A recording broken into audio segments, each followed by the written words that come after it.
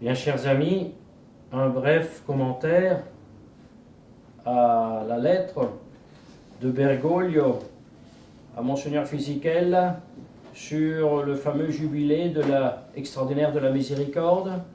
Dans cette lettre, il prend en considération les malades, les prisonniers, et avec les prisonniers aussi les fidèles qui en bonne foi se sentent devoir aller écouter la Sainte Messe chez les prêtres de la Fraternité Saint-Pédis. Et puisqu'ils sont en bonne foi, et puisqu'ils manifestent leur mécontentement, leur tristesse, leur disagio de ne pas être complètement reconnus par l'Église officielle, de n'être pas en pleine communion, que Bergoglio, dans cette lettre, désire être bientôt, dans le prochain futur, réalisé. Voilà que Bergoglio, dans sa miséricorde, concède à ces pauvres prêtres qui ne sont pas en communion complète avec l'Église officielle, il leur concède les pauvres qu'ils puissent absoudre leurs fidèles de leurs péchés durant cette année sainte. À cette concession, la Maison Généraliste répond avec, d'une part, la gratitude pour le geste paternel du souverain pontife, et en même temps, elle ajoute, la Maison Généraliste, merci beaucoup, mais de toute façon, nous faisons ça déjà toujours. Alors on se pose la question, mais qu'est-ce que ça veut dire? Mais alors, si tu absous des péchés, tu le fais par autorité du chef légitime, le successeur de Saint-Pierre, c'est-à-dire pour toi, Maison Généraliste de Menzingen, Bergoglio, lequel tu reconnais absolument être sans aucun doute le légitime successeur de Saint-Pierre, parce que c'est cela que tu imposes à tes prêtres et aux fidèles depuis 2008, parce que tu as cessé d'avoir un vrai doute qu'ils soient, les papes conciliaires soient les légitimes successeurs de Saint-Pierre. Avant 2008, oui, tu avais le doute que ce soit vraiment les légitimes successeurs de Saint-Pierre et tu en prenais les conséquences. Tu avais la vraie raison, explication de ne pas obéir et de recourir à justement ce que tu appelles ici aussi la juridiction extraordinaire.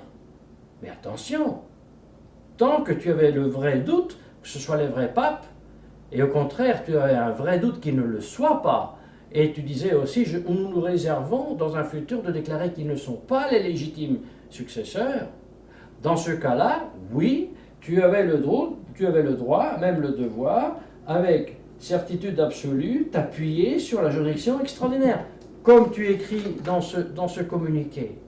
Mais cela, chère Maison Généraliste, ce n'est pas possible dans le cas où tu nous enseignes que Bergoglio est certainement le légitime successeur de Saint-Pierre. C'est pas possible. Alors là, oui, c'est un comportement, le moins qu'on puisse dire, espiègle, rebelle. Ça ridiculise, non pas Bergoglio, mais ça ridiculise la sainte institution de l'Église fondée par notre Jésus-Christ. Et voilà pourquoi il est nécessaire rapidement rappeler pour les fidèles, peut-être aussi pour les prêtres, de quoi il s'agit. Il s'agit bien du pouvoir de juridiction qui, avec le pouvoir d'ordre, sont les deux grands pouvoirs que Jésus-Christ a confiés à son Église. L'ordre pour le sacrement, surtout de la Sainte-Messe, la consacration du pain et du vin, l'ordination du ministre et de l'évêque qui fait le ministre. Mais ensuite, comme en toute société, il doit y avoir un pouvoir qui gouverne et qui ordonne la société, en enseignant, en jugeant, et même en contraignant à ne pas aller contre les lois, parce qu'on ne peut pas contraindre personne à accepter la vérité, mais on doit contraindre qui veut aller contre la vérité et qui veut lui faire dommage. Eh bien, ce pouvoir de juridiction, qui est un pouvoir donc un peu externe, c'est pas comme le pouvoir ou la potestas dominativa du père, qui donc a une influence directe sur la volonté des domestiques, de la volonté des membres de la famille, le pouvoir de juridiction, donc ecclésiastique, est ce pouvoir de gouverner, de juger et de aussi sanctionner les hommes baptisés dans l'ordre à la sainteté et à l'habitude surnaturelle. Il va de soi que cette juridiction requiert l'appartenance à l'Église catholique pour la recevoir. Et l'appartenance à l'Église catholique, vous le savez bien, est liée à la profession de la foi catholique. Qui ne professe pas la foi catholique n'est pas membre de l'Église. Mais ce n'est pas ici maintenant le moment de répéter ce problème, cette réalité, encore une fois, du siège vacant, du fait que l'Église officielle n'est pas l'Église catholique parce qu'elle ne professe pas la foi catholique. Nous nous mettons dans le cadre de la maison généraliste qui, au contraire, dit non, Bergoglio est le vrai légitime successeur de Saint-Pierre, l'Église officielle est l'Église visible fondée par le Christ. Alors, on reste dans ce cadre-là. Datum non concesso. Et ce pouvoir de juridiction donc peut regarder ou le fort interne de la conscience ou externe des actions externes, et puis surtout ce pouvoir de gouverner l'Église est soit lié à une charge que j'ai dans l'Église. Alors c'est le pape, c'est l'évêque et c'est aussi le curé en dépendance de l'évêque. Enfin, il a une charge. Et lié à cette charge, il y a ce pouvoir plus ou moins étendu de gouverner les fidèles. Bien. Ou alors, cette juridiction est déléguée. Toi, tu n'as pas une charge, mais je te délègue de faire ceci, cela. Tu vas pour moi, là-bas, à écouter les confessions, pour un mois, pour deux, ou à faire telle ou telle chose. Dirimer la question dans cette maison, dans cette autre paroisse, quoi que ce soit. Délégué. Donc, je reçois un pouvoir de juridiction par une personne qui a une charge et qui me délègue de faire quelque chose à sa place. Très simplement.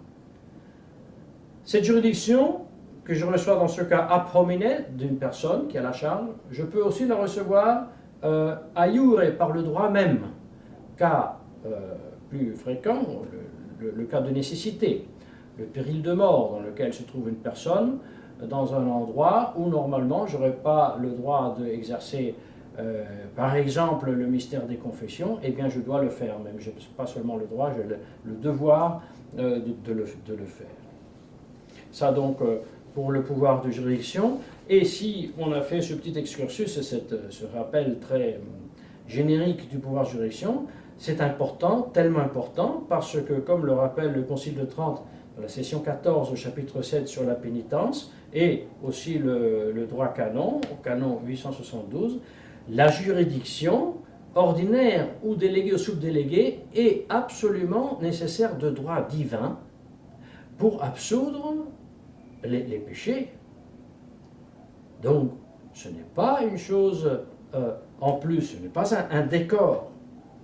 C'est une chose essentiellement nécessaire pour pouvoir absoudre des péchés. Et cette juridiction doit être concédée de façon expresse, soit par les mots ou par écrit. On ne peut pas la présupposer. Vous voyez, donc la juridiction, c'est quelque chose de très très sérieux. Et on ne peut pas répondre à la légitime autorité ou à l'autorité qu'on répute, qu'on pense être légitime. Merci que tu me la donnes, mais je l'ai de toute façon par moi-même. Bon, à un moment, toi, Fraternité Saint-Pédis, tu reconnais Bergoglio et l'Église conciliaire comme la vraie Église. Elle ne te reconnaît pas, parce qu'elle dit que tu n'es pas en pleine communion, donc tu dois te soumettre et obéir. Mais puisque je fais un geste paternel pour te rapprocher au sein de l'Église duquel tu es éloigné, je te donne la permission durant l'année sainte de confesser. Mais dans des temps normaux, c'est absolument concevable. Et toi, supérieur de cette fraternité, tu me dis, merci, mais je le fais quand même depuis toujours. Mais pourquoi tu le fais? Parce que je m'appuie avec certitude sur la juridiction extraordinaire. Mais qu'est-ce que tu es en train de me dire? Tu peux t'appuyer sur la juridiction extraordinaire seulement si tu as de doutes que moi je sois pape et si tu es convaincu que je ne suis pas catholique. Mais si tu es convaincu que moi je suis pape et que je suis le légitime successeur de Saint-Pierre, tu ne peux pas recourir à la juridiction extraordinaire. Tu dois m'obéir. Chers fidèles, chers amis, cette ponctualisation, non pas pour faire de la polémique avec la maison généraliste ou avec la fraternité, c'est pour défendre, en tant que catholique confirmé, la vérité de la divine institution de la Sainte Église catholique, apostolique et romaine. On ne joue pas avec les sacrements, on ne joue pas avec la juridiction. On a assez joué en 2007 avec le motu proprio. Te Deum, merci pour la messe. Et on savait très bien que le premier article disait que la messe instituée comme ça et permis comme ça par Ratzinger incluait que automatiquement on professait la nouvelle foi de la messe de Paul VI. Et ici, une deuxième fois, on joue. Et quel est le résultat? Que les fidèles sont confondus, que les fidèles ne connaissent plus les vérités sur l'Église. On leur dit, en prieuré, Bergoglio n'est pas catholique. Puis on leur dit, mais il est pape. Puis on leur dit, il nous donne la juridiction pendant l'année sainte, mais de toute façon, on l'a toujours. Alors les enfants, catéchisme, qu'est-ce qu'ils apprennent? Que Jésus-Christ a fait une église où il y a un pape qui n'est pas catholique, qui donne la juridiction, mais on s'en fiche parce qu'on l'a de toute façon. Qu'est-ce que c'est comme église? Ça, c'est très grave. Et c'est la raison pour laquelle, encore une fois, non pas pour faire de la polémique avec la fraternité Saint-Pédis, mais paradoxalement, pour défendre la doctrine de l'Église qu'à la fraternité, dans le séminaire de la fraternité, nous avions appris.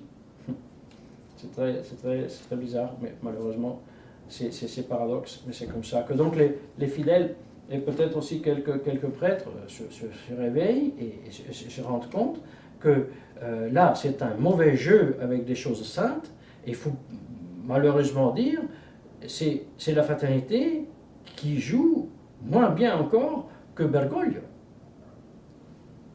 Alors, c'est le temps de se réveiller.